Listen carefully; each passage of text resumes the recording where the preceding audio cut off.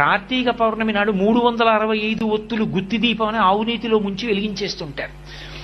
10 రోజులో 15 రోజులో ఇది తెలియకముందు ఇంతకుముందు ఎప్పుడైనా వదిలేసిన రోజులు ఎన్నున్నాయో, ఒక ఏడాదంతా నీ దీపం పెట్టకుండానే ఇల్లు వదిలేసినా ఎంత పాపం వస్తుందో అదంతా పోవుగాక 365 ఒత్తులు వెలిగించి వచ్చేస్తారు. అది ఎవరు వెలిగించుకోవాలి? ఇంటి యజమాని వెలిగించాలి. ఇంటి యజమాని దీపం పెట్టవలసిన వాడు. మా ఆవిడ వెలిగిస్తుంది, నేను టీవీ చూస్తాననకూడదు. యజమాని పంచె కట్టుకుని వెళ్ళి దేవాలయంలో దీపం పెట్టాలి. యజమాని ఇంట్లో దీపం పెట్టి సమస్త భూతములకు ఉపకారం చెప్పాలి.